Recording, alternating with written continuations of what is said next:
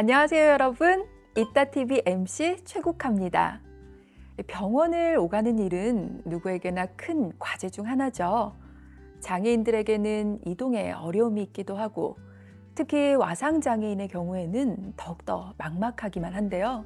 그럴 땐 내 건강을 관리해주는 의사가 집으로 찾아와 주면 좋겠다는 소망이 물씬 피어나게 됩니다. 오늘은 그 소망을 실현해주는 장애인 건강주치 제도와 지역사회 연결을 주제로 한 이야기를 나눠보려고 합니다. 실제 현장에서 장애인들과 장애인 건강주치 제도는 어떻게 연결되고 있을까요?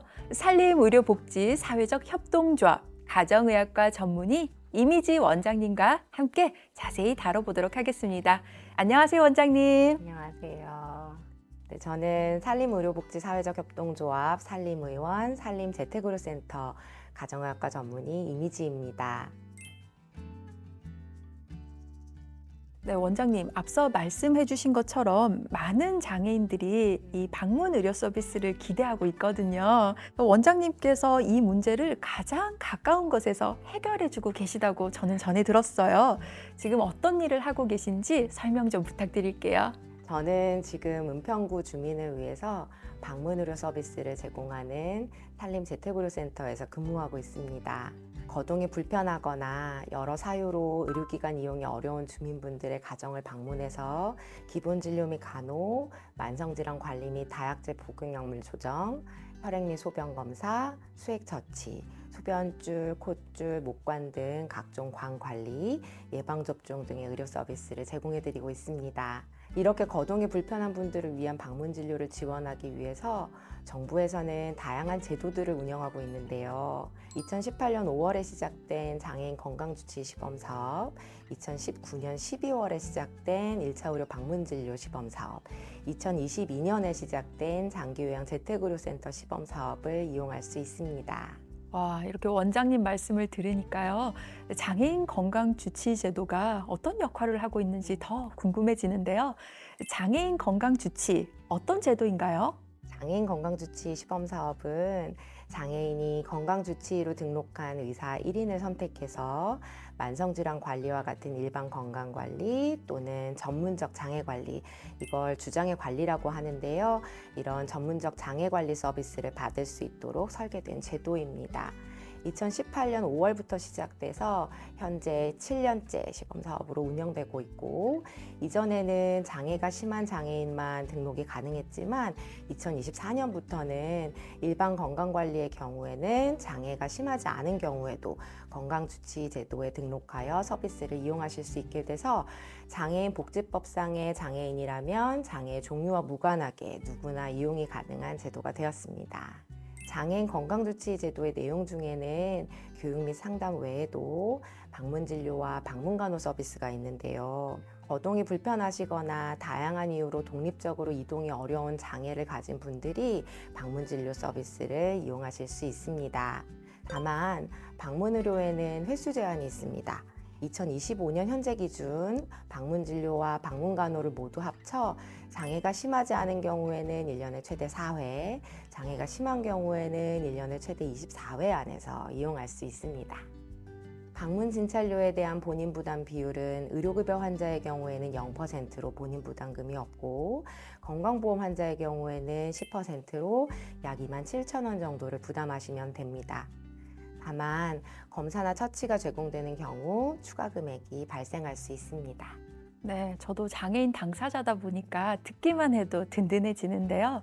그럼 실제로 장애인과 주치 선생님이 만났을 때 어떤 도움을 받을 수 있을까요? 장애인 건강주치 시범사업에는 여러분들이 건강관리를 받으실 수 있는 방법으로 크게 3가지 모형이 있습니다.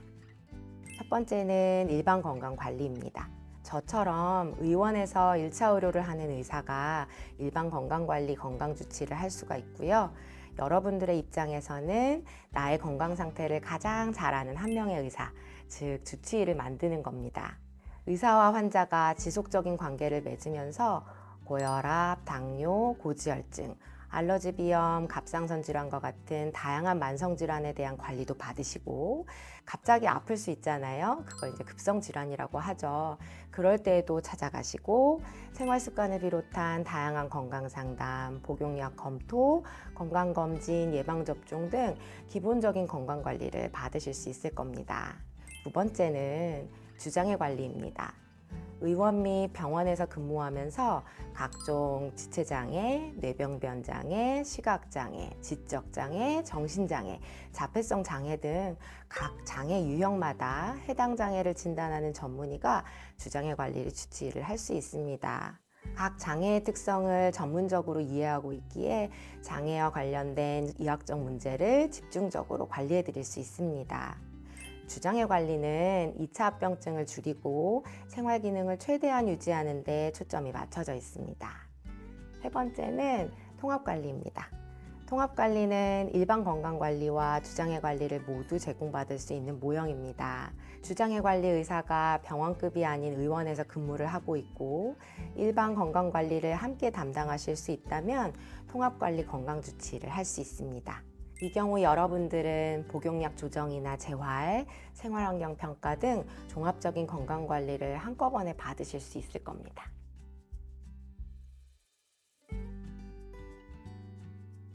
네, 원장님.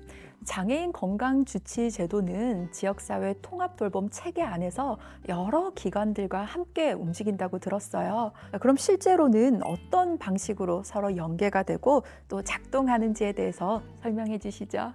현재 우리나라에는 지역사회에 거주하는 장애인들이 재활 서비스를 잘 받고 건강을 잘 관리해서 지역사회 안에서 건강한 삶을 누릴 수 있도록 하기 위해서 각 지역마다 보건소를 중심으로 재활협의체를 구성하여 운영할 수 있도록 되어 있습니다. 보건소, 지방자치단체, 국민건강보험공단, 지역장애인 보건의료센터, 공공병원이나 장애인 건강에 관심 있는 의료기관, 장애인 복지관 등 여러 기관과 단체들이 함께 모여서 협력체계를 만들어가고 있어요. 정기적으로 함께 모여서 협의체에 상정된 장애인 및 예비장애인의 사례를 함께 논의하면서 필요한 보건, 의료, 복지 서비스가 통합적으로 잘 제공될 수 있도록 노력하고 있는데요. 2018년 5월에 시행된 장애인 건강주치 시범사업으로 의료인이 회의에 상정된 장애인의 가정에 방문 진료를 할 수 있게 되면서 재활협의체 활동이 더 활성화될 수 있는 기반을 마련해 주었습니다. 와, 장애인과 환자를 위한 보건, 의료, 복지, 거대한 네트워크가 형성돼 있다는 그런 느낌이 듭니다. 네. 원장님, 방문 의료 과정에서 기억에 남는 환자 사례가 있을 텐데요. 이 사례를 통해서 실제 협력이 어떻게 이루어졌는지에 대해서도 좀 소개해 주시죠. 다양한 사례가 있습니다. 그 중에 이제 중증 뇌변변 장애와 지적 장애가 함께 있는 28세 환자분 한 분 소개해 드리려고 합니다. 보호자분이 장애인 건강주치 등록을 원하셔서 집으로 방문하면서 인연이 시작됐어요.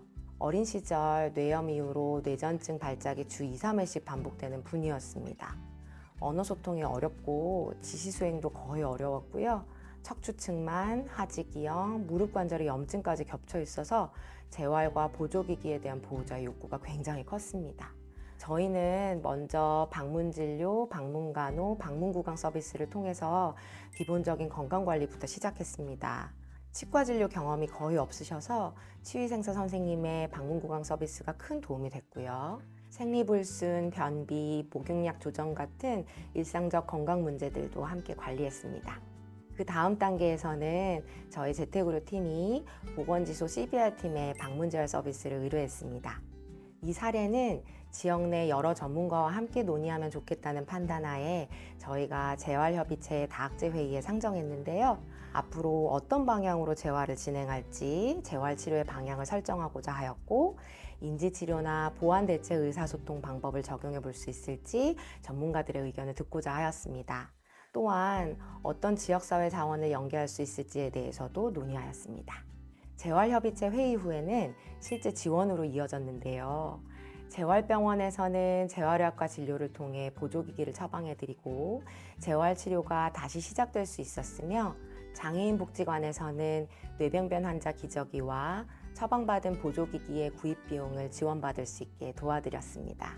이렇게 지역사회 재활협의체를 통해 방문의료, 보건소, 복지관, 재활병원 등 지역사회 여러 민관단체들이 서로 협력하여 요즘 많이 언급되고 있는 통합돌봄이 이루어진 사례라고 할 수 있습니다. 혼자서는 감당하기가 어렵고 당황스러운 건강과 돌봄의 문제이지만 지역의 여러 조직들이 함께 모여서 머리를 맞대고 마음을 모으면 희망을 발견할 수 있고 환자와 보호자가 지역사회에서 계속 살아갈 수 있는 힘이 생긴다는 것을 알아가게 됩니다. 네. 이렇게 원장님이 말씀해 주신 장애인 건강주치 제도를 듣다 보니까요. 많은 장애인들이 용기를 얻을 수 있을 것 같아요.